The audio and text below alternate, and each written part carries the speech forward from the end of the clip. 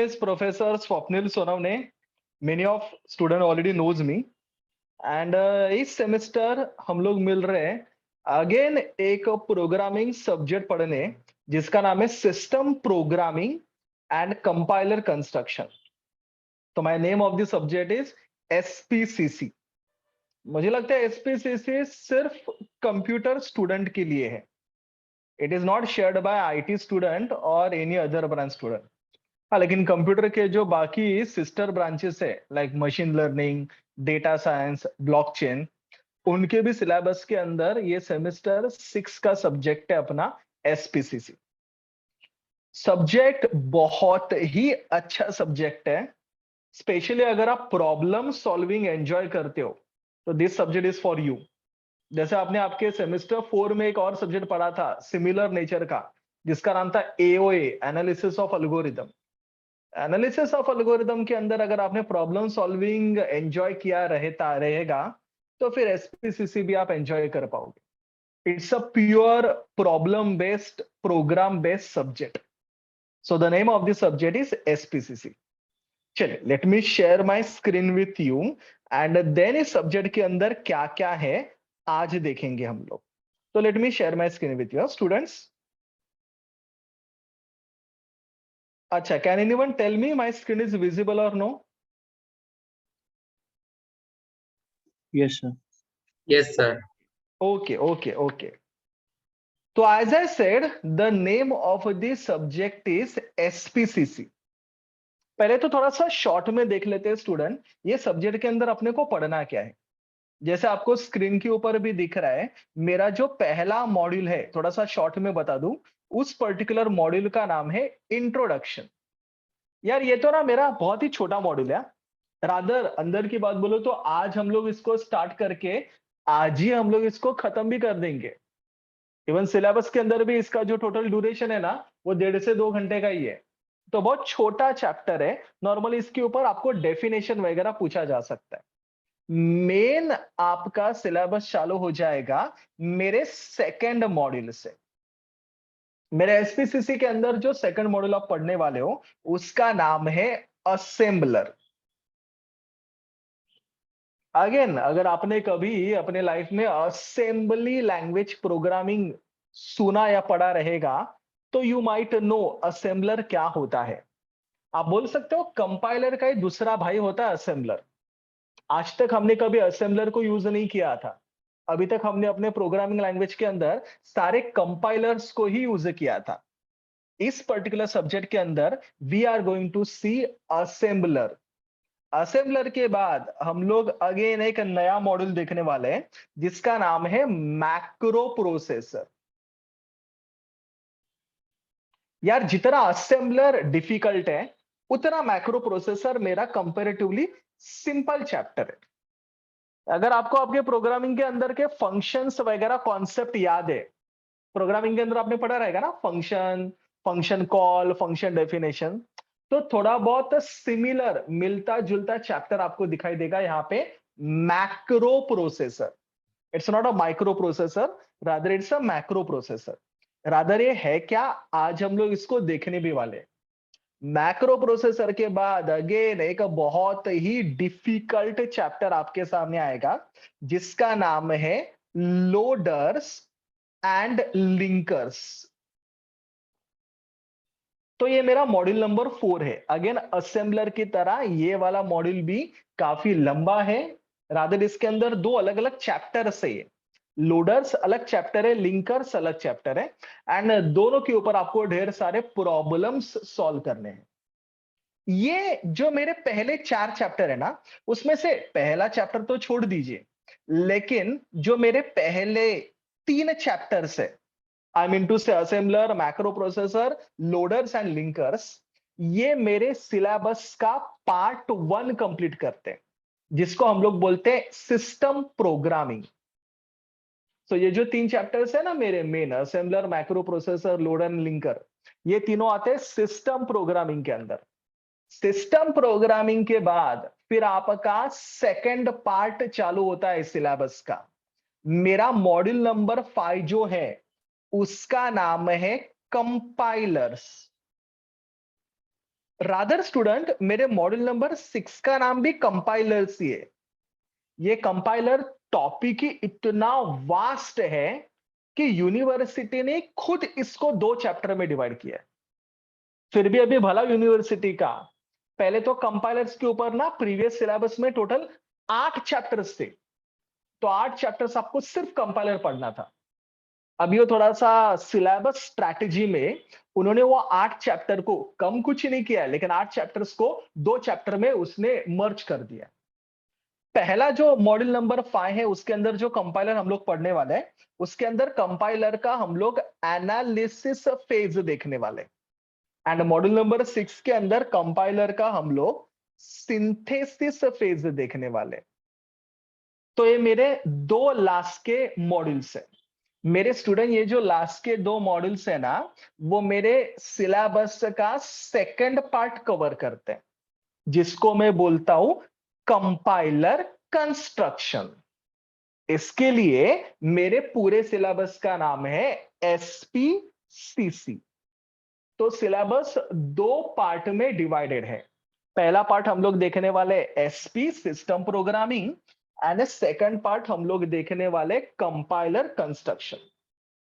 अच्छा स्टूडेंट, मैं आपको डरा नहीं रहा हूं, लेकिन let me tell you, it is one of the most difficult subject आपके पूरे इंजीनियरिंग करिकुलम का। एओए, एसपीसीसी, माइक्रो प्रोसेसर मेरे हिसाब से सिलेबस के सबसे डिफिकल्ट सब्जेक्ट्स है। तो ये उनमें से आता है। टीसीएस आपका, तो SPCC is very difficult, rather very vast also. तो सिलेबस डिफिकल्ट है, सब्जेक्ट बहुत अच्छा है, बहुत सारे प्रॉब्लम सॉल्व करने हैं, बहुत इंपॉर्टेंट भी है, क्योंकि जैसे मैंने बोला ये एक्सक्लूसिव है कंप्यूटर स्टूडेंट को, बाकी कोई भी ब्रांच ये शेयर नहीं करता। एंड दूसरी बात सबसे इंपॉर्टेंट, इसका गेट एग्जाम में भी काफी ज्यादा वेटेज है। अराउंड 10 टू 12 मार्क्स का एसपीसीसी का वेटेज आपके गेट एग्जाम के अंदर भी होता है। So I must say with all perspective, the subject is very very important. Am I audible to everyone? मुझे क्विक रिप्लाई दो। Yes sir. तो चलिए स्टूडेंट, अभी इस सब्जेक्ट को स्टार्ट करते हैं। जैसे आपको मेरे वन नोट के ऊपर टैब में दिख रहा है, मैं आज चालू करने वाला हूं इंट्रोडक्शन। आज हम लोग सब्जेक्ट का इंट्रोडक्शन देखेंगे, एंड जैसे मैंने बोला एक्चुअल सब्जेक्ट अपना नेक्स्ट लेक्चर से चालू हो जाएगा विथ असेंबलर। तो देखते हैं इंट्रोडक्शन। इंट्रोडक्शन मतलब क्या, स्पेसिफिकली बोलूं तो मुझे सिस्टम प्रोग्रामिंग का इंट्रोडक्शन आपको बताना है। सो सिस्टम प्रोग्रामिंग मतलब क्या, व्हाट इज सिस्टम प्रोग्राम? यार स्टूडेंट, सिस्टम प्रोग्राम क्या है वो जानने से पहले, सिस्टम प्रोग्राम क्या है वो जानने से पहले उसका पहले भाई पढ़ लेते हैं, जिसका नाम है एप्लीकेशन प्रोग्राम्स। स्टूडेंट, आपने अभी तक अपने प्रोग्रामिंग लैंग्वेजेस को यूज करके जो जो प्रोग्राम किए ना, वो सब एप्लीकेशन प्रोग्राम के अंदर आते हैं। मुझे लगता है आप में से बहुत सारे स्टूडेंट को प्रोग्रामिंग मैंने ही सिखाया, starting from C programming, Python programming. तो सी, जावा, पाइथन, इनके अंदर आपने जो जो प्रोग्राम किए थे, लाइक सम ऑफ डिजिट निकालना, एप्लीकेशन प्रोग्राम। एप्लीकेशन प्रोग्राम मतलब वो प्रोग्राम जिसका एक स्पेसिफिक टास्क होता है, वो टास्क करने के लिए हम लोग वो प्रोग्राम लिखते हैं। सम ऑफ डिजिट निकालना इज अ टास्क, तो उसके लिए जो आप कोड लिखते थे जावा के अंदर, सी के अंदर, सी प्लस प्लस के अंदर, पाइथन के अंदर, that is the application programme. Application program can be finding factorial of a number. हाँ, उसके लिए भी आप एक प्रोग्राम लिखा करते थे। तो अगेन वो मेरे एप्लीकेशन प्रोग्राम के अंदर आता है। तो एक स्पेसिफिक प्रॉब्लम को सॉल्व करने के लिए, हाँ एग्जैक्टली, एक स्पेसिफिक प्रॉब्लम को सॉल्व करने के लिए मैं जो प्रोग्रामिंग यूज करता हूं उसको मैं बोलता हूं application program. It can be sum of digit, it can be factorial of a number, it can be sorting the array in ascending order, or it can be anything. Specific task के लिए हम लोग जो programming language use करके programme लिखते हैं ना, उसको हम लोग बोलते हैं application program. But point to be noted is that ये जो एप्लीकेशन प्रोग्राम होता है, उस एप्लीकेशन प्रोग्राम को एग्जीक्यूट करने के लिए,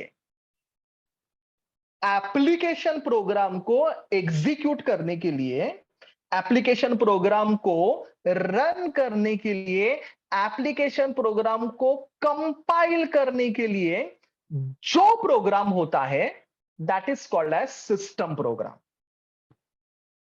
तो सिस्टम प्रोग्राम मतलब वो जिसको यूज करके आप एप्लीकेशन प्रोग्राम को एग्जीक्यूट कर सकते हो। एप्लीकेशन प्रोग्राम मतलब क्या, सबको समझ में आता है। एप्लीकेशन प्रोग्राम मतलब जो टास्क के लिए मैं प्रोग्राम करता हूं उसको मैं बोलता हूं एप्लीकेशन प्रोग्राम, लेकिन उसको एग्जीक्यूट करने के लिए जो प्रोग्राम लिखा जाता है उसको मैं बोलता हूं सिस्टम प्रोग्राम। तो ये जो अभी मैंने आपको चैप्टर्स के नाम गिनवाए ना, like assembler, macro processor, loader, linker, compiler, ये सारे आपके सिस्टम प्रोग्राम के अंदर आते हैं। मतलब इनका काम है रन करना, एग्जीक्यूट करना। किसको एग्जीक्यूट करना? एप्लीकेशन प्रोग्राम्स को एग्जीक्यूट करना। Am I clear? हेलो?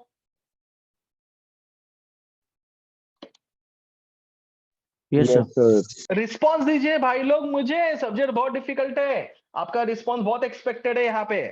चलो मेरे रैपिड फायर का आंसर दीजिए। एप्लीकेशन प्रोग्राम क्या करता है? एप्लीकेशन प्रोग्राम क्या करता है? बोलो बोलो। रन करता है, हाँ, किसी टास्क स्पेसिफिक को प्रॉब्लम कंप्लीट को करता रन करे। कोई तो मुझे एग्जांपल दो फटाक से। लाइक स्पेसिफिक टास्क मतलब क्या? कोई भी एडिशन ऑफ एग्जांपल है। Two addition of numbers. Number. बरोबर, एडिशन ऑफ टू नंबर बरोबर, एडिशन ऑफ टू मैट्रिसेस बरोबर, addition of two complex number बरोबर। तो जो प्रोग्राम पर्टिकुलर टास्क करता है उसको मैं बोलूंगा एप्लीकेशन प्रोग्राम। लेकिन एप्लीकेशन प्रोग्राम को डैश करने के लिए जो प्रोग्राम यूज होता है उसको मैं बोलूंगा system program. What is it? Execute. Very good. Application program को जो एग्जीक्यूट करेगा उसको मैं क्या बोलूंगा? System program. System program. Am I clear? And जैसे थोड़ी देर पहले आपने मुझे एप्लीकेशन प्रोग्राम का एग्जांपल दिया, अभी सिस्टम प्रोग्राम का एग्जांपल दो। कौन कौन से सिस्टम प्रोग्राम हम लोग देखने वाले अभी? असेंबलर, माइक्रो प्रोसेसर, लोडर है। बरोबर जी, assembler, macro processor, loader, linker, compiler, ये सब किस कैटेगरी में आते हैं मेरे? सिस्टम प्रोग्रामिंग के अंदर। स्टूडेंट, मैं बहुत फास्ट तो नहीं बोल रहा हूं ना, सबको समझ रहा है? Yes sir. चलिए, तो मैं ना अभी अपने सिलेबस का पहला क्वेश्चन चालू करता हूं। मेरे सिलेबस का पहला टॉपिक वही है, what is the difference between application programming, application programming बोलूंगा तो भी चलेगा, या एप्लीकेशन सॉफ्टवेयर बोलूंगा तो भी चलेगा, एंड सिस्टम प्रोग्रामिंग। आगे ना सेम डायलॉग, सिस्टम प्रोग्रामिंग बोलूंगा तो भी चलेगा या सिस्टम सॉफ्टवेयर बोलूंगा तो भी चलेगा। पहला डिफरेंस तो मुझे लगता है मेरे सारे स्टूडेंट को ऑलरेडी पता है जो मैंने बोला। कहने से एप्लीकेशन प्रोग्राम को यूज करके मैं स्पेसिफिक टास्क परफॉर्म कर सकता हूं, राइट ना? वेर एज सिस्टम प्रोग्राम को यूज करके मैं क्या कर सकता हूं? मुझे कोई तो स्टेटमेंट बना के दो। We can execute a program. Very good student, we can execute what program, which program? Application. बरोबर, we can execute are application program. तो एप्लीकेशन प्रोग्राम को एग्जीक्यूट करने के लिए मैं यूज करूंगा system program. Normally application program मैंने example दिया था ना, जो हम लोग सी में, जावा में, पाइथन में लिखते हैं ना, उनको हम लोग बोलते हैं application program. Student, normally application programme ना हमेशा हाई लेवल लैंग्वेज में होता है। यू नो ना हाई लेवल लैंग्वेज, सी में मैंने आपको सिखाया था ना हाई लेवल लैंग्वेज मतलब क्या। हाई लेवल लैंग्वेज मतलब नॉर्मल इंग्लिश लैंग्वेज जिसको हम लोग पढ़ सकते हैं, बोल सकते हैं, लिख सकते हैं। एप्लीकेशन प्रोग्राम हमेशा हाई लेवल लैंग्वेज में होता है, वेर एज सिस्टम प्रोग्राम हमेशा होता है लो लेवल लैंग्वेज में। अच्छा, any one of you know what is low level language? हाँ, कोई तो बरर बोल रहा है, कोई मुझे बता पाएगा what is low level language? आपको याद है ना, अगर मैं प्रोग्रामिंग लैंग्वेज का हिस्ट्री उठा के देखूं, थोड़ा सा टॉपिक से हटके बात करता हूं स्टूडेंट। यार, अगर मैं प्रोग्रामिंग लैंग्वेज का हिस्ट्री उठा के देखूं ना, तो दुनिया में मेजरली 3 टाइप के प्रोग्रामिंग लैंग्वेज हुए हैं। The first one is called as low level language. मैंने शॉर्ट में लिखा आपके रेफरेंस के लिए, एलएलएल मतलब लो लेवल लैंग्वेज। आप याद करो, आपके टीचर ने आपको सिखाया रहेगा, low level language is also called as machine code language. It is also called as binary code language. अच्छा, कोई मुझे अनम्यूट करके बता पाएगा इसको बाइनरी कोड क्यों बोला जाता है? zeros and ones. 0 1 फॉर्म में होता बराबर, क्योंकि इस लैंग्वेज के अंदर सिर्फ 2 ही एंटिटी होते हैं, 0 एंड 1। बरोबर ना स्टूडेंट? मतलब पूरा प्रोग्राम कहने से मैं 0 0 और 1 1 के कॉम्बिनेशन में ही लिख सकता हूं। ऐसे प्रोग्राम को मैं बोलूंगा लो level language, machine code language, binary language. लो लेवल लैंग्वेज की खास बात क्या थी पता है क्या? कि लो लेवल लैंग्वेज ना मशीन डायरेक्टली समझता है। मतलब कंप्यूटर को ना लो लेवल लैंग्वेज डायरेक्टली समझ में आता है। तो लो लेवल लैंग्वेज कंप्यूटर को डायरेक्टली समझ में आता है, दैट इज इट्स एडवांटेज। और लेकिन लो लेवल लैंग्वेज कंप्यूटर को समझ में आता है, लो लेवल लैंग्वेज यूजर को समझ में नहीं आता। यूजर मतलब प्रोग्रामर, हम तुम, अपने को नहीं समझ में आता लो लेवल लैंग्वेज, अपने को नहीं समझ में आता बाइनरी कोड लैंग्वेज। अगर मुझे कोई बोला हाँ ये प्रोग्राम बाइनरी कोड में लिख के दे, मुझे नहीं आएगा, बिकॉज हर चीज को 0 एंड 1 में रिप्रेजेंट करना इज वेरी डिफिकल्ट। तो लो लेवल लैंग्वेज कंप्यूटर को समझ में आता है, मशीन को समझ में आता है, लेकिन लो लेवल लैंग्वेज यूजर को समझ में नहीं आता। तो थोड़ा सा उसको ईज करने के लिए दुनिया में दूसरा टाइप का प्रोग्रामिंग लैंग्वेज बनाया गया। उसका नाम था assembly language. Have you studied micro processor in your curriculum? Yes sir. तो माइक्रो प्रोसेसर के अंदर आपने असेंबली लैंग्वेज थोड़ा सा पढ़ा रहेगा। माइक्रो प्रोसेसर आज भी असेंबली लैंग्वेज यूज करते हैं। वो टैजम आपने यूज किया रहेगा ना student?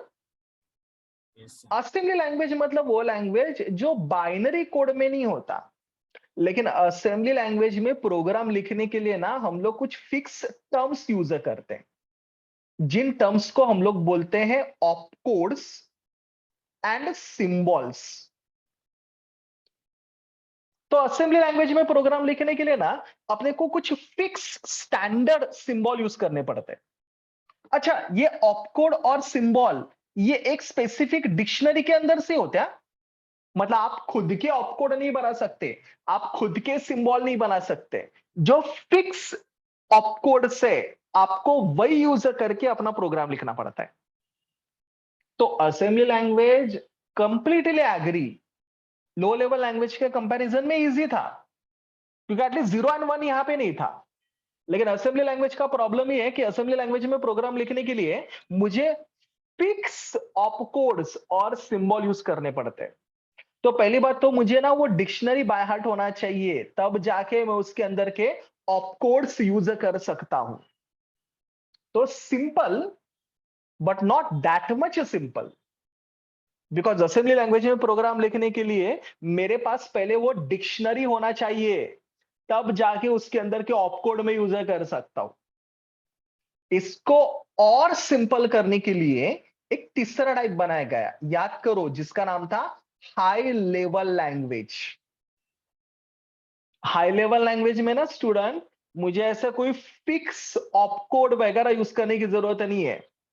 High level language as the name suggest, इसने यूजर को फ्रीडम दे दिया, हम लोग खुद के वर्ड यूज कर सकते प्रोग्राम के अंदर।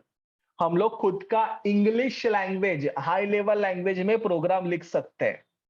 आपने आपके करिकुलम में जो पढ़ा, सी, C++, जावा, पाइथन, इवन आपके इंटरनेट प्रोग्रामिंग, ये सब आपके हाई लेवल लैंग्वेज कैटेगरी में आते हैं। ओके, तो मेरा डिफरेंस यही था कि मेरा एप्लीकेशन प्रोग्रामिंग कौन से लैंग्वेज में होता है नॉर्मली, हाई लेवल लैंग्वेज में। System programming normally low level language में लिखा जाता है। Is this clear? Yes, sir. Yes, sir. Yes. Next difference मैं ये बोल सकता हूं कि विदाउट एप्लीकेशन प्रोग्राम मेरा सिस्टम रन हो सकता है। मतलब हाँ, अगर मेरे पर्टिकुलर मशीन के अंदर फैक्टोरियल का प्रोग्राम नहीं है तो मशीन को कुछ फर्क नहीं पड़ेगा, मशीन अपना चलेगा नॉर्मल तरीके से। अगर मेरे पर्टिकुलर कंप्यूटर के अंदर सपोज सम ऑफ डिजिट का प्रोग्राम नहीं है, मशीन को क्या करना है, कौन सा प्रोग्राम है कौन सा प्रोग्राम नहीं है अंदर, मशीन सिस्टम कंप्यूटर अपना काम करेगा। तो एप्लीकेशन प्रोग्राम हो या ना हो मेरे कंप्यूटर को कोई भी फर्क नहीं पड़ता। लेकिन यहां पे पड़ता है, अगर मेरे कंप्यूटर के अंदर सिस्टम प्रोग्रामिंग नहीं है तो without this my system will not work और विल नॉट रन। जैसे कि फॉर एग्जांपल सिस्टम प्रोग्रामिंग का एक और एग्जांपल है आपका ऑपरेटिंग सिस्टम। अगर आपके मशीन में ओएस नहीं है, ऑपरेटिंग सिस्टम नहीं है, तो आपको पता है आपका मशीन नहीं चल सकता। अगर आपके पर्टिकुलर मशीन में ड्राइवर्स नहीं है पर्टिकुलर, तो भी आपका मशीन प्रॉपरली काम नहीं कर सकता। तो एप्लीकेशन प्रोग्राम हो या ना हो मशीन को कोई फर्क नहीं पड़ता, लेकिन सिस्टम प्रोग्राम अगर पर्टिकुलर नहीं है तो फिर मशीन वर्क नहीं करता। तो system programs are more important. Next difference मुझे याद जो आ रहा है वो ये है कि एप्लीकेशन प्रोग्राम को रन करने का रिक्वेस्ट यूजर करता है। User request to run the application program. हाँ, ये भी मैं एग्री करूंगा। आपको पता है ना, हम लोग सी में जावा में फैक्टोरियल का जब प्रोग्राम लिखते थे हम लोग उसको रन करते थे। We execute that program. हाँ स्टूडेंट, मेरा एप्लीकेशन प्रोग्राम ऑटोमेटिकली रन नहीं होता, यूजर उसको रन करता है। whereas system program automatically run होता है। नॉर्मली जब आप कंप्यूटर आपका ऑन करोगे सिस्टम प्रोग्राम ऑटोमेटिकली रन हो जाएगा। कंप्यूटर ऑन करो, लैपटॉप ऑन करो, सिस्टम प्रोग्राम एग्जीक्यूट हो जाएगा। आपको उसको सेपरेटली रन करने की जरूरत नहीं है। वेरा जब ऑब्वियसली जब आप अपने कंप्यूटर को ऑफ करोगे आपका सिस्टम प्रोग्राम ही ऑटोमेटिकली बंद हो जाएगा। सो यूजर रिक्वेस्ट नहीं करता, machine on program run, machine बंद प्रोग्राम भी बंद। इधर यूजर को रिक्वेस्ट करना पड़ता है एप्लीकेशन प्रोग्रामिंग के अंदर। एंड जैसे मैंने आपको लास्ट वाला डिफरेंस भी बोला, इसका कोई जनरल पर्पस नहीं होता, इसका स्पेसिफिक पर्पस होता है। जैसे फैक्टोरियल निकालना, एरे को सॉर्ट करना, लार्जेस्ट नंबर को ढूंढना, सिस्टम प्रोग्रामिंग का स्पेसिफिक पर्पस नहीं होता, सिस्टम प्रोग्राम्स का जनरल पर्पस होता है। तो कंपाइल करना इज अ जनरल पर्पस, सारे प्रोग्राम को कंपाइल करना है। असेंबल करना इज अ जनरल पर्पस, सारे प्रोग्राम को असेंबल करना है। लोड करना जनरल पर्पस, सारे प्रोग्राम को लोड करना है। तो इसका स्पेसिफिक पर्पस होता है, लेकिन इसका सिस्टम प्रोग्राम का होता है general purpose. So guys, these are the major differences between application software, rather application programming versus system programming. चलो मैं फिर से पॉज लेता हूं। Is this clear everyone? Yes, sir. मैं एकदम आराम से जा रहा हुआ, मैं एक बार फिर से आपको आगाह कर लूं, सब्जेक्ट डिफिकल्ट है, एकदम आराम आराम से अपने को कदम रखने। कुछ भी मिस हुआ तो फिर पूरा गड़बड़ हो जाएगा। तो प्लीज अगर कुछ नहीं समझा मुझे उधर ही टोक दीजिए, मुझे उधर ही बोल दीजिए। Up till now clear everyone?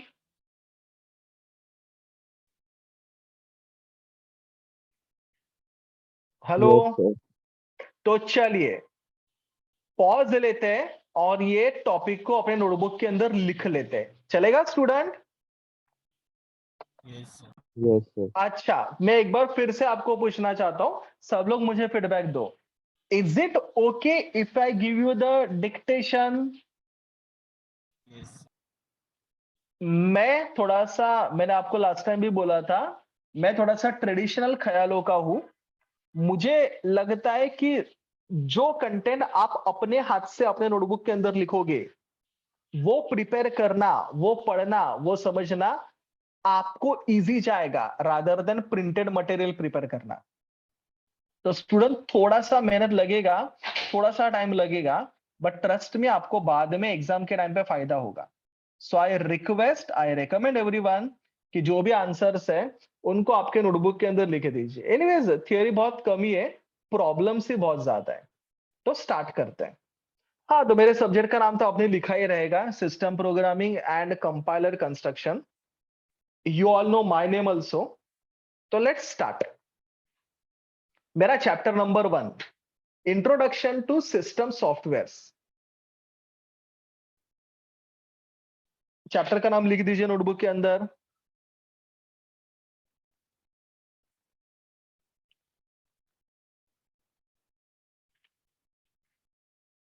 लिखा? Yes, sir. फीडबैक दीजिए सब लोग, फटाफट बोलिए। चलिए स्टार्ट कीजिए। पहला, what is application program and system program? आपको तो पता ही इनका डेफिनेशन क्या है। Just write down their definition quickly.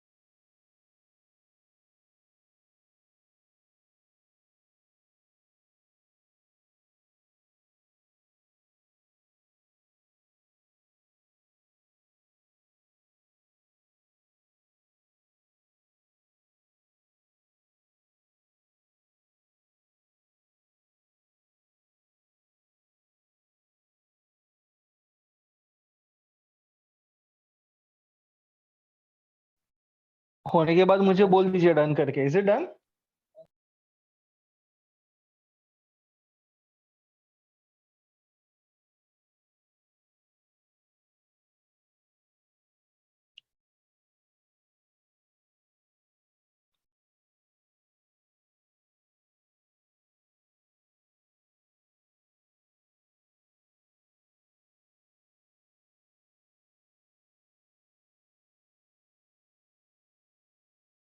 Yes, sir, done. Okay.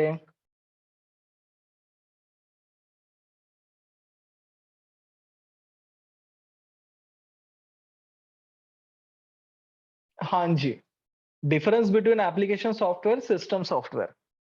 As I already said, application software, system software पूछा तो भी same difference आएगा. Application program, system program पूछा तो भी same difference आएगा. Please complete this.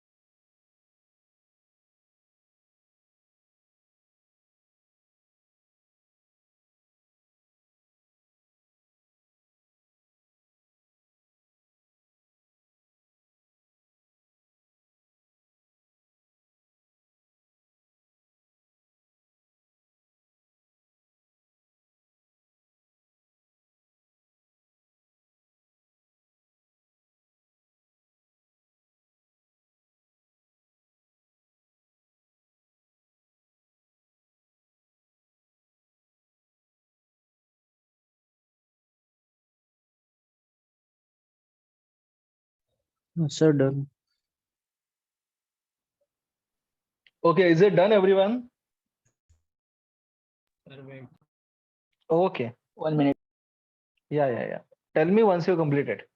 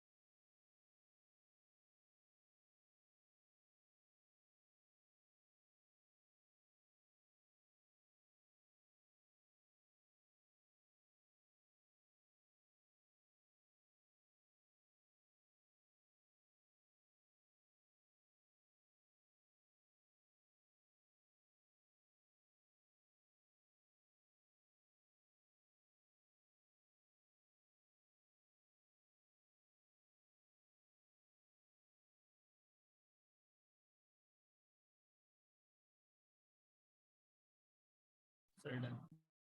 Okay. Shall I proceed?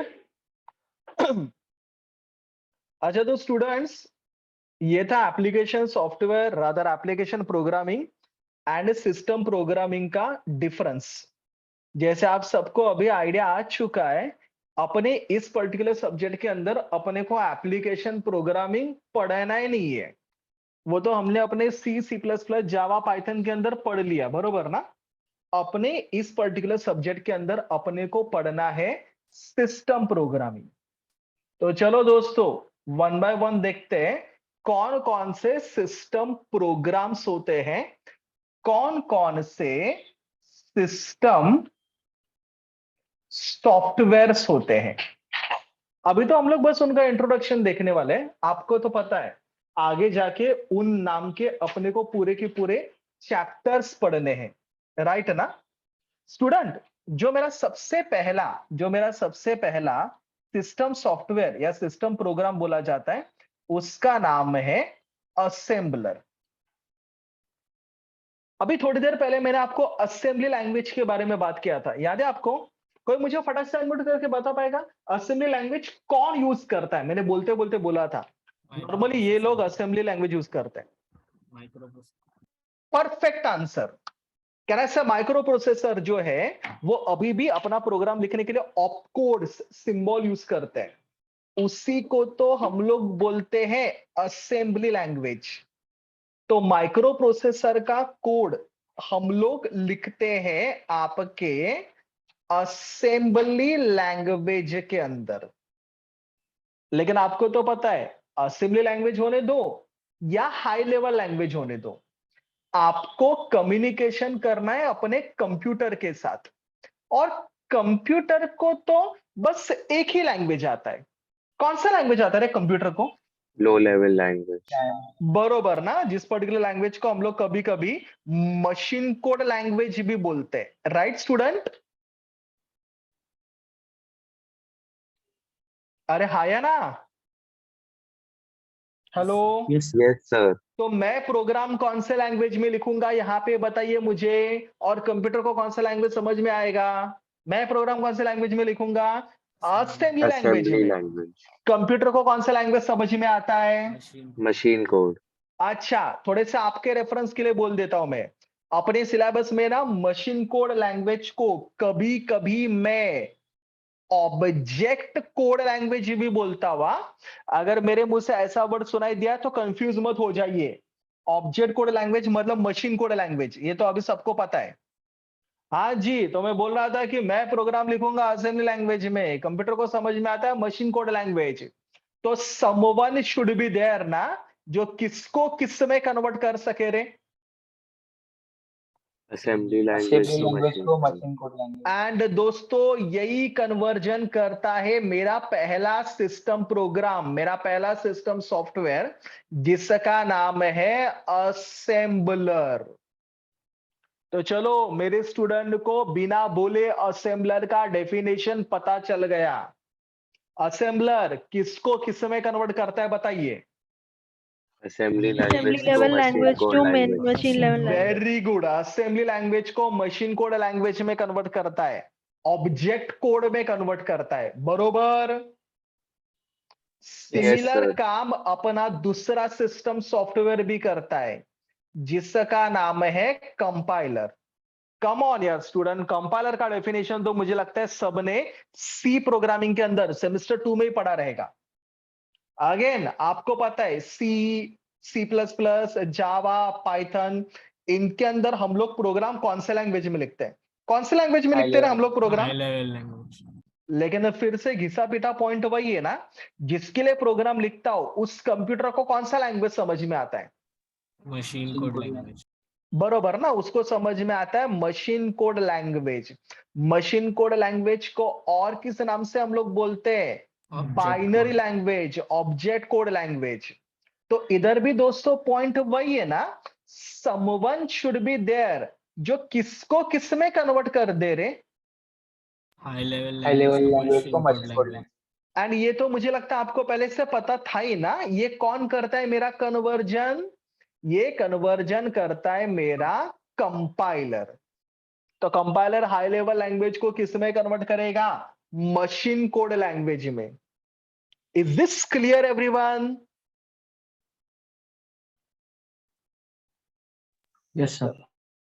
Where students, जो मेरा तीसरा सिस्टम सॉफ्टवेयर है उसका नाम है मैक्रो एंड मैक्रो प्रोसेसर. आपको तो पता है ना, इस नाम का पूरा चैप्टर अपने को पढ़ना है, मॉड्यूल नंबर 3 मैक्रो प्रोसेसर. फिलहाल मैक्रो मतलब क्या है ये मैं थोड़ा सा आपको शॉर्ट में बता दूं. अच्छा, अगर मुझे मैक्रो को कंपेयर करना ही है ना, तो मैं मैक्रो को कंपेयर करूंगा आपके सी के, जावा के फंक्शंस के साथ. डू यू रिमेंबर स्टूडेंट, सी में, जावा में हमने फंक्शंस पढ़े थे. फंक्शन, मेथड, जावा में उनको मेथड बोला जाता था, सी में उन्हीं को हम लोग फंक्शन बोलते थे.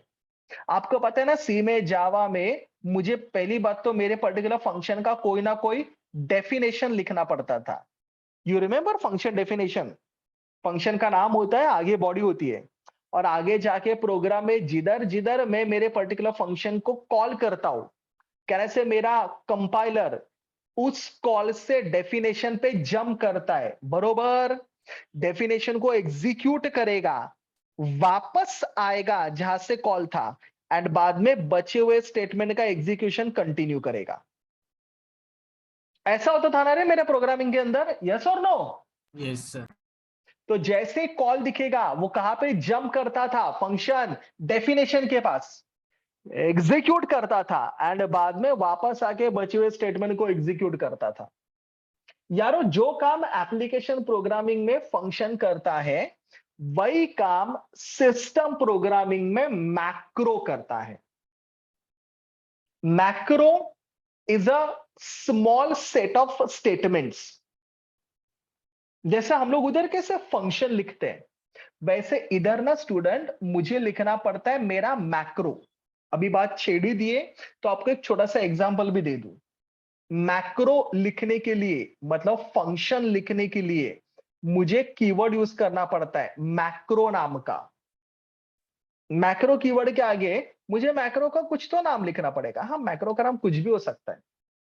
अंदर ना मुझे मैक्रो के अंदर का बॉडी लिखना पड़ता है. उधर कैसे M1 के अंदर का मैंने ये बॉडी लिखा था यहां पे, वैसे इधर मुझे अभी मैक्रो का बॉडी लिखना पड़ेगा. बॉडी कुछ भी हो सकता है. फॉर एग्जांपल मैं असेंबली लैंग्वेज अज्यूम करके बॉडी लिखता हूं. सपोज मैंने पहला इंस्ट्रक्शन लिखा लोड ए,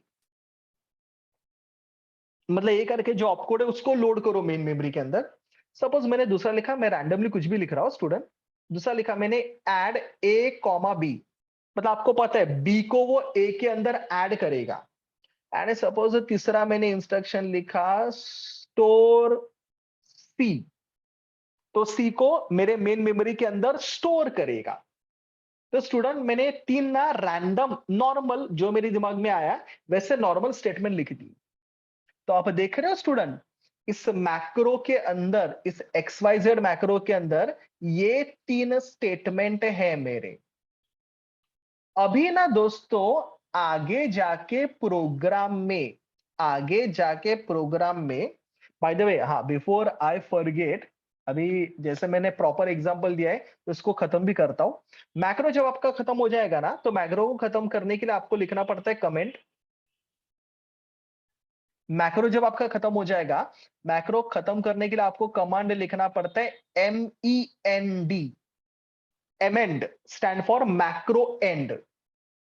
अच्छा, मैक्रो खत्म होने के बाद आगे जाके आपके पूरे असेंबली प्रोग्राम के अंदर जब जब आप मैक्रो को कॉल करोगे, कोई तो मुझे अनम्यूट करके बताइए, क्या नाम क्या है आपके मैक्रो का? XYZ. तो जब जब आप अपने प्रोग्राम के अंदर XYZ को कॉल करोगे, मेरा असेंबलर उसको डायरेक्टली उसके डेफिनेशन के साथ रिप्लेस करेगा। उधर कैसे जंप करता था कंट्रोल नॉर्मल फंक्शन में, इधर ना रिप्लेस करेगा। तो XYZ will get replace with macro body. क्या है मैक्रो बॉडी? वो तो आपको ऊपर दिख रहा है, लोड ए। नेक्स्ट स्टेटमेंट क्या है स्टूडेंट?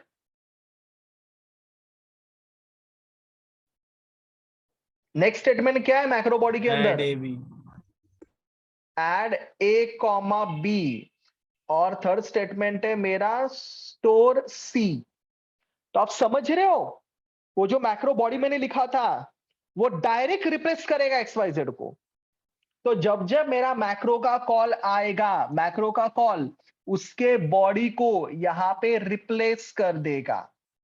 तो XYZ के बदले ये 3 स्टेटमेंट माने जाएंगे। And then obviously my program will get continue. कुछ इस तरह से काम करता है मेरा मैक्रो। नॉर्मल प्रोग्राम में इसको फंक्शन बोलते थे, असेंबली प्रोग्राम में, माइक्रो प्रोसेसर में इसको सब रूटीन बोलते हैं, मेरे सिस्टम प्रोग्रामिंग के अंदर इसको हम लोग मैक्रो बोलते हैं।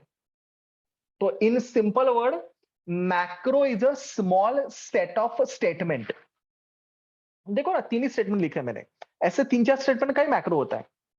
It's a small set of statement जो मेरा जब मैक्रो का प्रोग्राम कॉल करेगा, उस पर्टिकुलर कॉल को वो रिप्लेस करेंगे। ऐसे स्टेटमेंट को मैं बोलता हूं मैक्रो। एंड जिस प्रोग्राम के अंदर मेरा ये पूरा की पूरा मैक्रो यूज होता है, उस पूरे प्रोग्राम को मैं बोलता हूं मैक्रो प्रोसेसर। तो macro processor is a program जो मैक्रो को यूज करता है। ऐसे प्रोग्राम को मैं बोलता हूं macro processor. Pause. Is this clear everyone?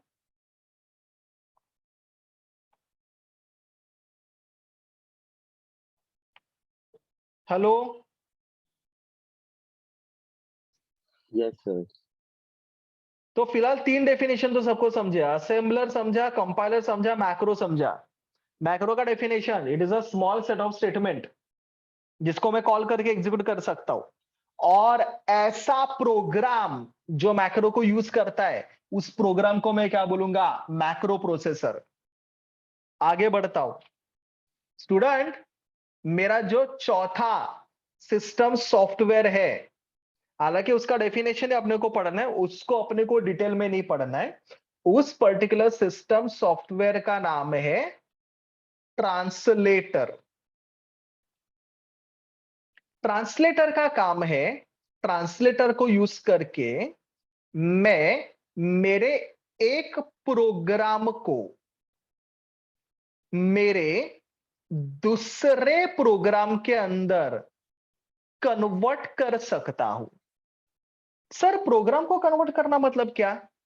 मेरे एक प्रोग्राम को जो किसी एक प्रोग्रामिंग लैंग्वेज में रहेगा, उसको दूसरे प्रोग्रामिंग लैंग्वेज में कन्वर्ट कर सकता हूं। तो एक प्रोग्रामिंग लैंग्वेज को दूसरे प्रोग्रामिंग लैंग्वेज में कन्वर्ट करने वाले सॉफ्टवेयर को हम लोग बोलते हैं ट्रांसलेटर। अभी भी मार्केट में कोई 100% प्रॉपर ट्रांसलेटर नहीं बनाया गया है। बहुत सारे ट्रांसलेटर के ऊपर अभी भी मार्केट में काम चल रहा है, लेकिन ट्रांसलेटर का काम है क्या है? एक लैंग्वेज के प्रोग्राम को दूसरे लैंग्वेज के प्रोग्राम में कन्वर्ट करना। Rather student, in simple word, can I comment agree और नो? मुझे बोलो। आपका assembler and compiler are nothing but example of translators. यार ये दोनों भी तो Yes, sir. ट्रांसलेटर ही है ना मेरे। Yes, sir. Yes, sir. Answer, answer, reason क्यों दोनों ट्रांसलेटर क्यों है? असेंबलर किस लैंग्वेज को किस लैंग्वेज में कन्वर्ट करता है, Assembly to object. Assembly language को मशीन कोड में एंड कंपाइलर भी वही करता है ना, हाई लेवल को मशीन कोड में कन्वर्ट करता है। तो दोनों क्या हुए मेरे? Translator. Guys, am I clear? Yes, sir. Yes, sir. आगे अभी जरा ध्यान दो, मामला गंभीर होने वाला है। जो मेरा नेक्स्ट सिस्टम सॉफ्टवेयर है, उस सिस्टम सॉफ्टवेयर का नाम है लिंकर। आपको पता है लिंकर नाम का भी, रादर लोडर एंड लिंकर नाम का भी अपने को एक चैप्टर पढ़ना है अपने सिलेबस के अंदर। लिंकर, सर लिंकर का काम कब चालू होता है? लिंकर का काम तब चालू होता है जब आपके असेंबलर का कंपाइलर का काम खत्म होता है। मतलब स्टेप नंबर 1 असेंबलर या कंपाइलर काम करेगा, आइदर असेंबलर या फिर कंपाइलर, बाद में लिंकर का काम चालू होता है। क्वेश्चन, असेंबलर कंपाइलर आपको क्या देते रहे आउटपुट के तौर पे? Machine code language. बरोबर। आपको याद है थोड़ी देर पहले मैंने मशीन कोड को एक और नाम भी बोला था। Object code. बरोबर, Object मतलब कहना है इससे ये दोनों दोनों मतलब असेंबलर और कंपाइलर आपको क्या देते हैं? सर ये हम लोग को देते हैं ऑब्जेक्ट कोड। ऑब्जेक्ट कोड किसका? सर ऑब्जेक्ट कोड मेरे पूरे प्रोग्राम का, मेरे मेन प्रोग्राम का। But student, do you remember, program के अंदर सिर्फ प्रोग्राम नहीं होता। प्रोग्राम के अंदर ना कभी कभी हम लोग एक्सटर्नल हेडर फाइल्स भी यूज करते हैं। नाम सुना है कभी हेडर फाइल का? Yes, sir. जरा 2-3 सी के हेडर फाइल मुझे बता सकते हो कौन कौन से आपने पढ़े थे? अरे सी के अंदर हेडर फाइल आपने डेटा स्ट्रक्चर वगैरह पढ़ा है ना? stdio.h पढ़ा है, stdio.h पढ़ा है, बराबर। कोई तो लड़की परफेक्ट बोली। stdlib.h पढ़ा है, बराबर ना? Yes, Yes, sir. sir. अरे सी के अंदर हेडर फाइल पढ़े थे मेरे स्टूडेंट ने। Yes, जावा sir. के अंदर मेरे स्टूडेंट ने पैकेजेस पढ़े थे, याद है आपको packages? Yes, sir. java.lang, Yes, sir. java.util, you remember them? Yes, sir. Python के अंदर मॉड्यूल्स पढ़े थे, याद करो आप। तो स्टूडेंट आप याद करो, आप सिर्फ प्रोग्राम नहीं लिखते, कहने से आप अपने प्रोग्राम के अंदर एक्सटर्नल फाइल्स को भी यूज करते हो। तो कहने से अगर एक्सटर्नल फाइल है, फॉर एग्जांपल ये तो मेरे प्रोग्राम का ऑब्जेक्ट कोड है, लेकिन मैं सपोज सी प्रोग्राम यूज कर रहा हूं और सी प्रोग्राम के अंदर मैंने string.h यूज किया है, string.h। तो कहने से string.h का भी एक ऑब्जेक्ट कोड रहेगा, क्योंकि वो तो अलग कोड है ना स्टूडेंट। string.h तो ऑलरेडी लिखा गया है, हम लोग उसको यूज कर रहे हैं, तो उसका अलग कोड रहेगा। लेट्स सपोज उसको नाम देता हूं ऑब्जेक्ट कोड 1 करके। सपोज मेरे सेम प्रोग्राम के अंदर मैं stdlib.h भी यूज कर रहा हूं। stdlib.h ये भी तो ऑलरेडी बनाया गया है, ये भी तो एक सेपरेट हेडर फाइल है, तो उसका भी तो मशीन कोड बनेगा, उसका भी तो ऑब्जेक्ट कोड बनेगा। लेट्स से सपोज वो मेरा ऑब्जेक्ट कोड 2 है। ऐसे कैन आई कमेंट मेरे एक पूरे प्रोग्राम के अंदर मल्टीपल ऑब्जेक्ट कोड हो सकते हैं, डिपेंडिंग अपॉन मैंने कितने एक्सटर्नल लाइब्रेरीज यूज किए। अरे हाया ना student? Yes, Yes, sir. sir. तो फिर से मैं आपसे एक आंसर चाहूंगा। ये जो पहला बॉक्स है, पहला बॉक्स कहना चाहिए तो मेरे मेन प्रोग्राम का ऑब्जेक्ट कोड है, राइट ना स्टूडेंट? Yes, sir. लेकिन बाकी के सारे बॉक्स कहने से मेरे अलग अलग हेडर फाइल्स के ऑब्जेक्ट कोड है। एक सपोज मेरे एग्जांपल ले रहा हूं, एक सपोज मेरे string.h का है, एक सपोज मेरे math.h का है, राइट ना, कुछ भी हो सकता है। तो जितने हेडर फाइल, जितने एक्सटर्नल लाइब्रेरी, उतने ऑब्जेक्ट कोड बनेंगे। लेकिन मुझे प्रोग्राम तो पूरा एग्जीक्यूट करना है, बरोबर। तो समवन शुड बी देयर जो मेरे इन सारे ऑब्जेक्ट कोड को एक दूसरे के साथ लिंक करेगा, एक दूसरे के साथ मर्ज करेगा। And as the name suggest, ये काम करता है अपना लिंकर। लिंकर क्या करता है, सबको डायग्राम के अंदर ही दिख रहा है, कितना समर्पक डायग्राम है। मेरे कोड के अंदर, मेरे पूरे प्रोग्राम के अंदर जितने ऑब्जेक्ट कोड से, इंक्लूडिंग माय मेन प्रोग्राम, सबको एक दूसरे के साथ मर्ज करेगा, सबको एक दूसरे के साथ लिंक करेगा। मर्ज करके, लिंक करके, लिंकर मर्ज करने के बाद मुझे उनका बना के देता है .exe फाइल। अर्थात लिंकर मुझे बना के देगा उनका एक सिंगल एग्जीक्यूटेबल फाइल। तो सारे ऑब्जेक्ट कोड को मर्ज करके सिंगल एग्जीक्यूटेबल फाइल बना के देना, ये मेरे लिंकर का काम है। Clear everyone? Yes sir. Answer me, linker क्या करता है, आप मुझे बोलो, किस किस को मर्ज करेगा? मेन प्रोग्राम के ऑब्जेक्ट कोड को और सारे हेडर। हाँ, एक प्रोग्राम के अंदर मल्टीपल ऑब्जेक्ट कोड हो सकते हैं ना, मेन प्रोग्राम का तो होता ही है, लेकिन प्रोग्राम के अंदर आप कुछ एक्सटर्नल लाइब्रेरीज भी यूज करते हो, राइट ना स्टूडेंट? तो हर लाइब्रेरी का अलग ऑब्जेक्ट कोड होता है, तो उन सबको एक दूसरे के साथ मर्ज करना, लिंक करना, ये काम करता है मेरा लिंकर। और लिंकर इन सबको मर्ज करके मुझे बना के देगा .exe file, right? Yes sir. तो लिंकर ने मुझे बना के दिया .exe फाइल। सर उस .exe फाइल का मैं क्या करूं? उसके लिए आपका नेक्स्ट सॉफ्टवेयर आता है जिसका नाम है लोडर। हाँ, आपने बराबर सुना, लिंकर जो आपको .exe फाइल देता है, उस .exe फाइल को मुझे लोड करना पड़ता है मेरे मेन मेमोरी के अंदर। मेन मेमोरी वाला सब को समझ में आता है ना स्टूडेंट, जिसको हम लोग गावठी लैंग्वेज में रैम मेमोरी बोलते हैं। तो मेरे .exe फाइल को मेन मेमोरी के अंदर लोड करना पड़ता है, एंड exe फाइल को मेन मेमोरी के अंदर लोड करने का काम, नाम से पता चलता है, करता है मेरा लोडर। तो लोडर .exe फाइल को मेन मेमोरी के अंदर लोड करेगा, तब जाके मेरा पर्टिकुलर प्रोग्राम मेन मेमोरी के अंदर एग्जीक्यूट होगा। सो ये चेन में मेरे सारे सिस्टम सॉफ्टवेयर यूज होते हैं।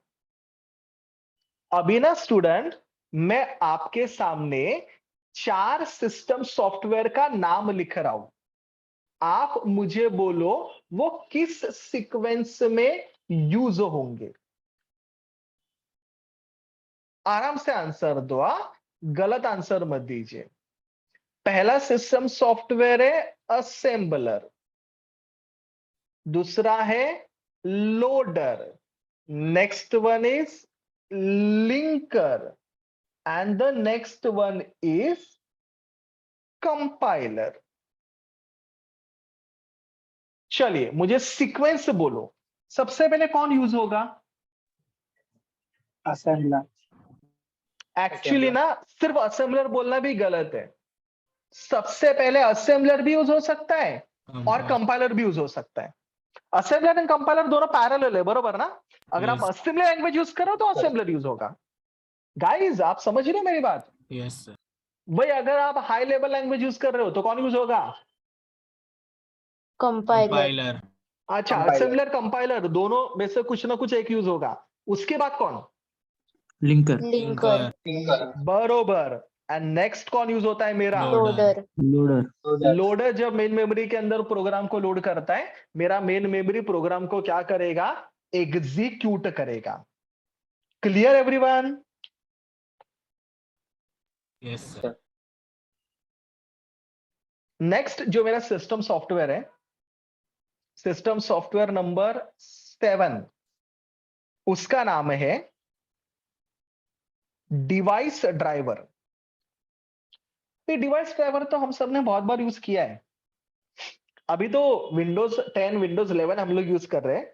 मुझे लगता है विंडोज 10 विंडोज 11 में कोई ड्राइवर आपको नहीं लगता, लेकिन जब नॉर्मली लोग विंडोज एक्सपी वगैरह यूज करते थे, इवन आपने भी कभी बचपन में एक्सपीरियंस किया रहेगा, नॉर्मल पुराने वाले विंडोज में ना स्टूडेंट, जब जब मैं कोई भी नया हार्डवेयर यूज करता था, मुझे उसका ड्राइवर पहले इंस्टॉल करना पड़ता था। Do you remember that? Yes sir. जैसे प्रिंटर अगर मैं यूज कर रहा हूं ना Yes, कभी sir. पहली बार, तो मुझे प्रिंटर के ड्राइवर्स लोड करने पड़ते थे, स्कैनर के ड्राइवर्स लोड करने पड़ते थे। अरे इतना ही क्यों, मैंने तो अपने जमाने में विंडोज एक्सपी यूज किया है। विंडोज एक्सपी में तो पहली बार जब पेन ड्राइव यूज करते थे ना, पेन ड्राइव का भी ड्राइवर लोड करना पड़ता था। तो प्रिंटर, स्कैनर, पेन ड्राइव, क्या बोलते हैं, वेबकैम, अगर, हाँ स्पीकर, बरोबर, अगर रादर स्टूडेंट मैं कोई भी हार्डवेयर यूज कर रहा हूं, तो मुझे उस पर्टिकुलर हार्डवेयर के ड्राइवर लोड करने पड़ते थे, जिन ड्राइवर को मैं बोलता हूं डिवाइस ड्राइवर। तो आपका जो पहला कंपोनेंट है यहां पे, उस कंपोनेंट को हम लोग बोलेंगे operating system. You remember operating system student? ये भी आपने सेमेस्टर 4 में Yes, पढ़ा था। sir. OS, Yes, OS, sir. OS भी आप सबको डेफिनेशन तो पता ही है। कहने से ओएस मतलब जिसको यूज करके अपना यूजर, मतलब आप लोग अपने कंप्यूटर के साथ इंटरेक्शन कर सकते हो। It's a interface between computer and user, right ना? Yes, sir. तो मेरा ओएस जो है, मेरा ओएस जो है, वो हमेशा जनरेट करता है high level commands.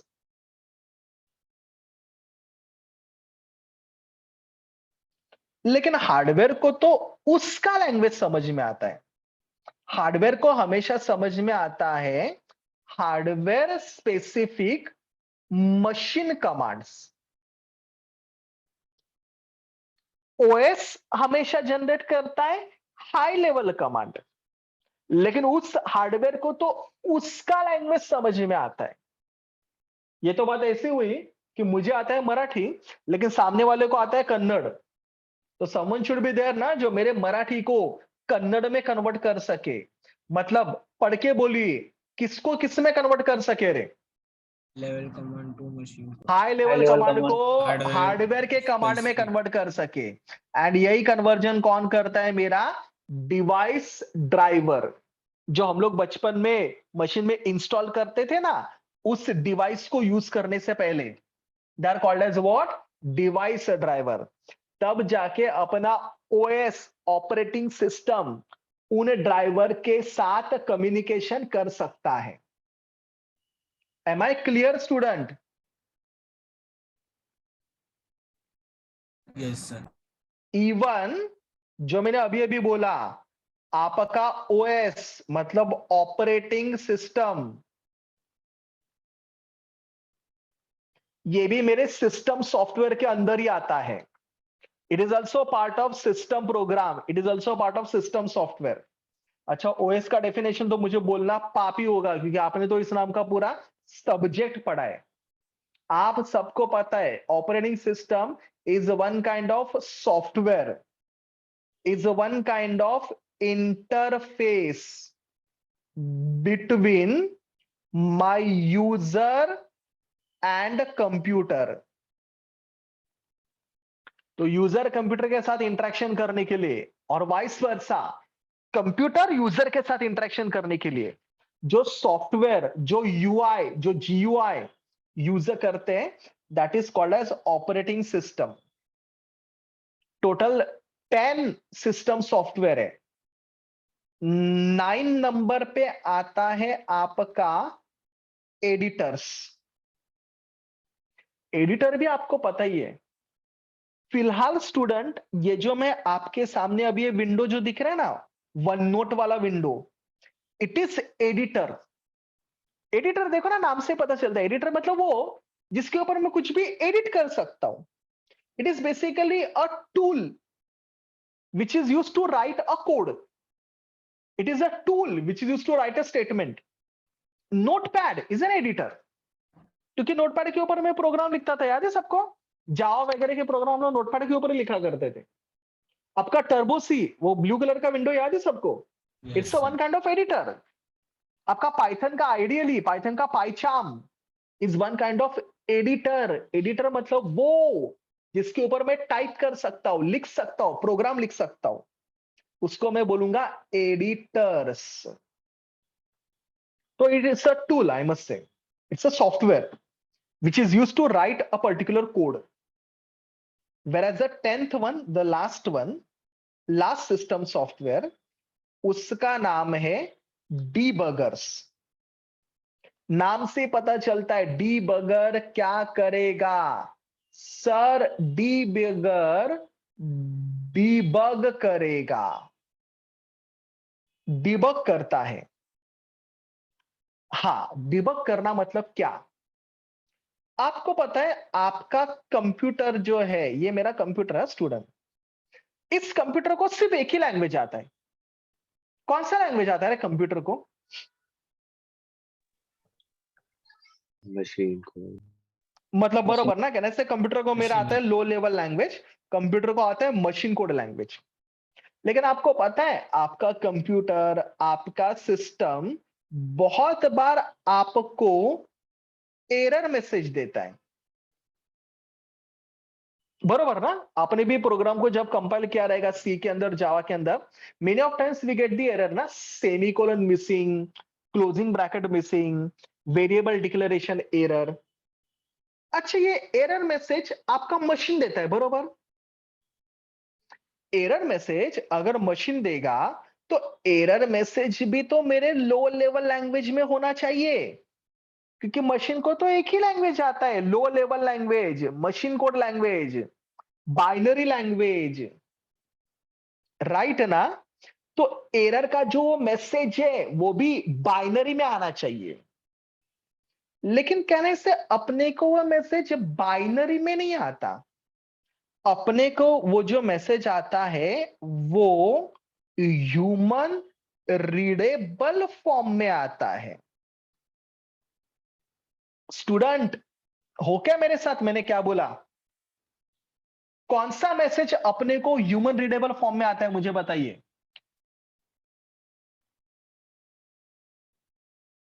Hello? Error message.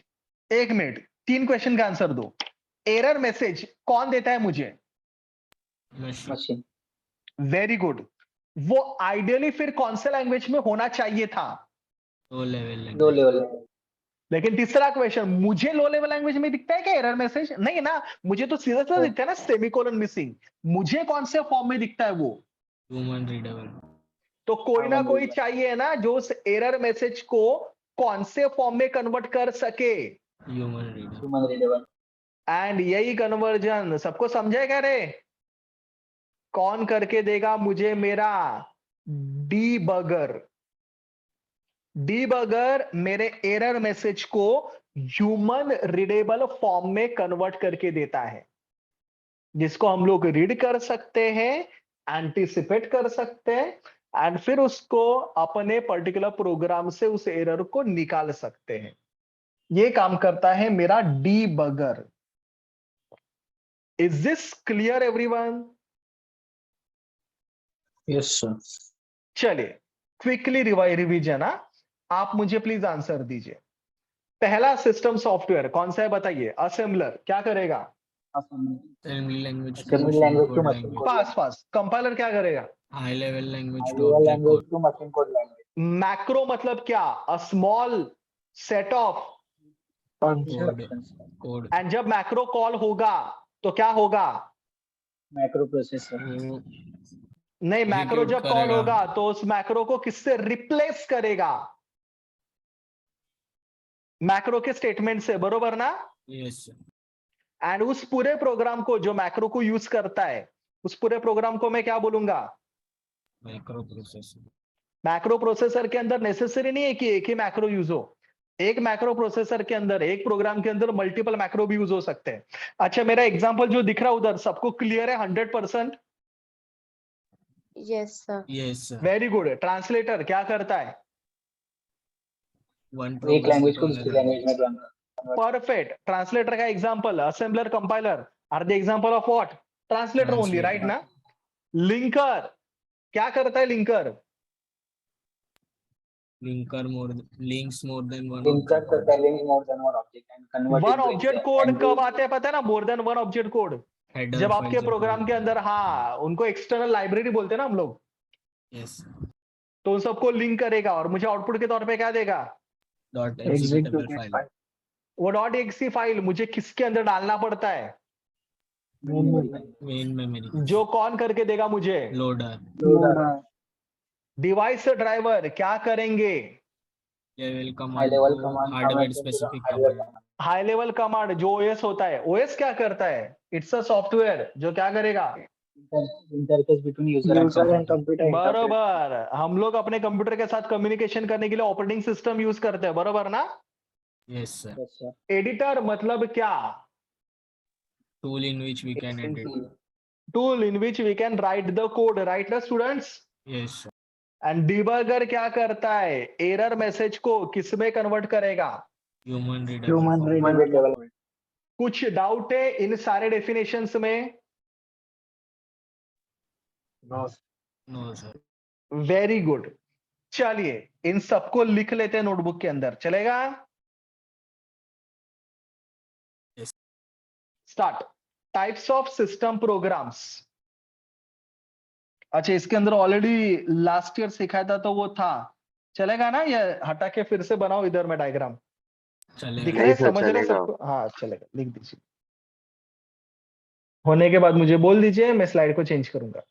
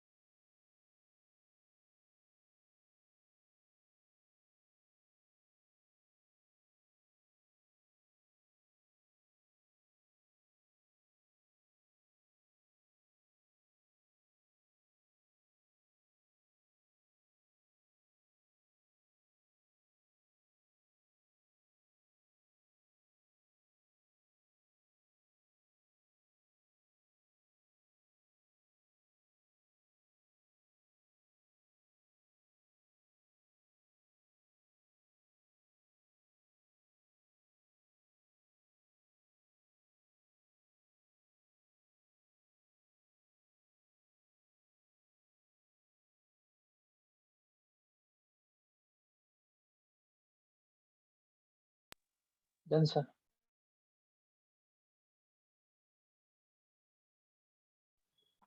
Done.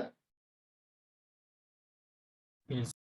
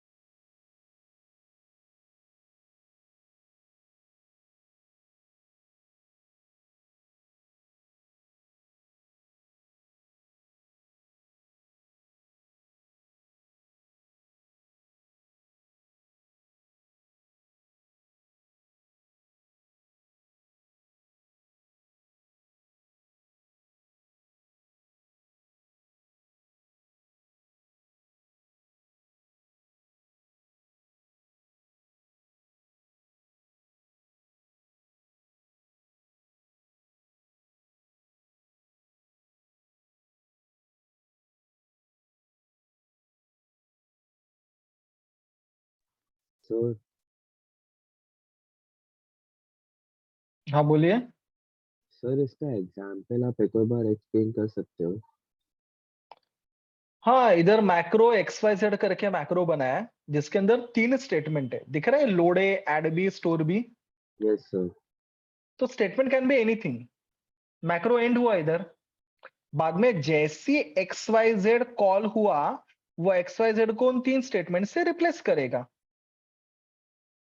Okay sir. तो ये रिप्लेसमेंट लिखा है ना उधर, वही है ना वो जो उधर लिखा है मैक्रो के बॉडी के अंदर।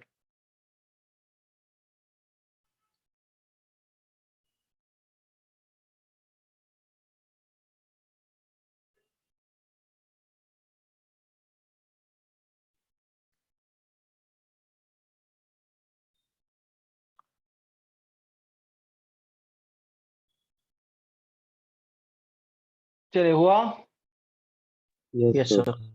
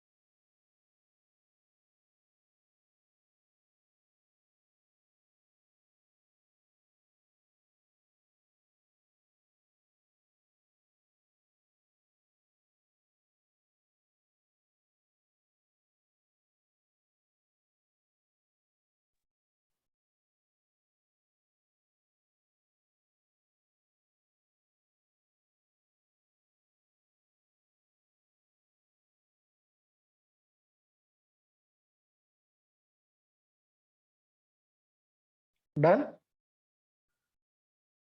Yes.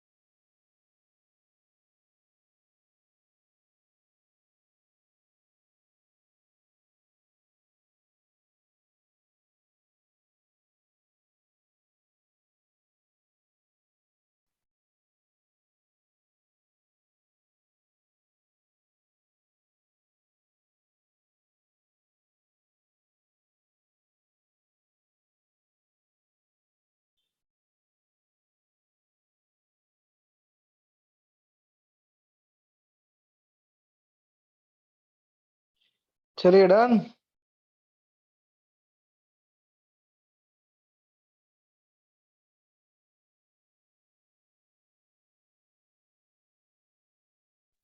Yes, sir.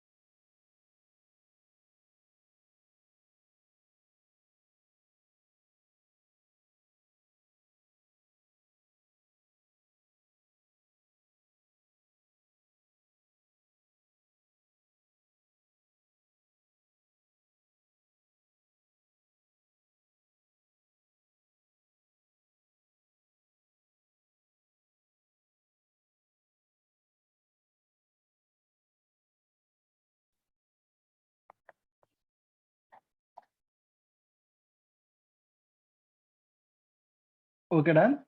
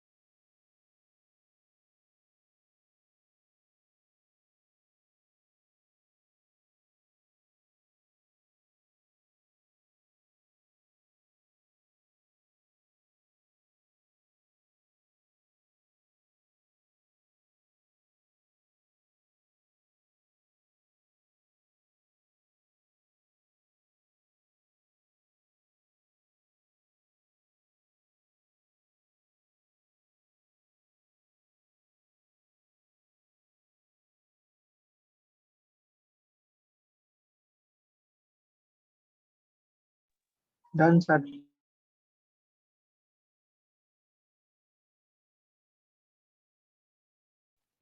Done, everyone? Yes, sir.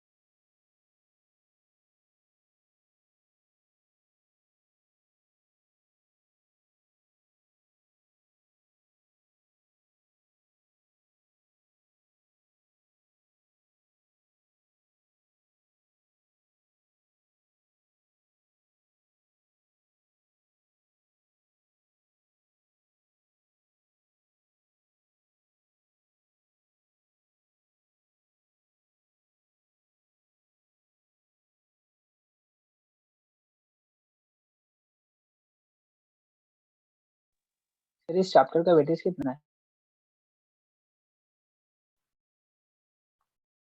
Around 2 to 4 mark के लिए पूछा जाएगा। कोई तो डेफिनेशन वगैरह पूछा जाएगा या वो डिफरेंस पूछा जाएगा आपको। Okay sir.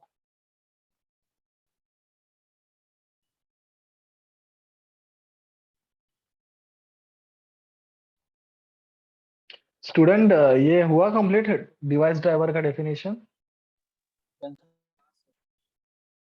Hello, is it done everyone? Yes, sir. Okay.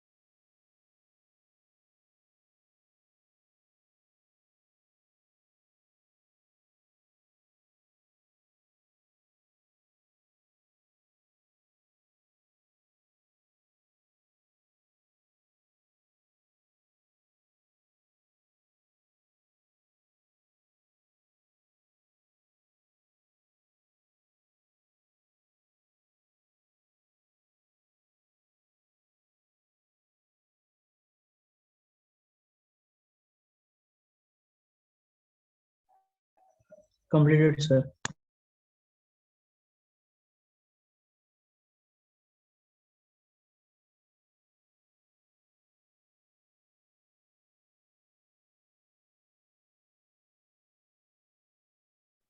Okay, done everyone?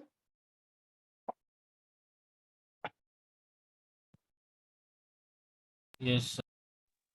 Yes, sir. तो स्टूडेंट्स ये थे मेरे सिस्टम सॉफ्टवेयर, या आप इनको सिस्टम प्रोग्राम्स बोलोगे तो भी चलेगा, जिनका स्पेसिफिक काम नहीं है, जिनका जेनरिक काम है और वो अपना काम करते हैं अपने प्रोग्रामिंग को एग्जीक्यूट करने के लिए। फाइन। तो जैसे मैंने बोला, आज हम लोग अपना चैप्टर नंबर 1 चालू करके जो एकदम ही सिंपल है, आज उसको खत्म भी करेंगे। विद दिस डेफिनेशन अपना मॉड्यूल नंबर 1 चैप्टर नंबर 1 यहाँ पे खत्म भी होता है स्टूडेंट। लेकिन ये सब तो बस एक शुरुआत है, असली एसपीसीसी तो मेरे चैप्टर नंबर 2 से चालू होता है। तो मुझे लगता है आज पहला लेक्चर है, आज के लिए इतना सफिशिएंट है। हम लोग अपने सेकंड लेक्चर से, मतलब नेक्स्ट लेक्चर से चालू करेंगे अपना चैप्टर नंबर 2, जिसका नाम है असेंबलर। Okay Okay, sir. तो चलिए, will stop here for today, will continue next time. चलो bye everyone, thank you and please take care. Thank you, sir. Bye. Thank you, bye, take care.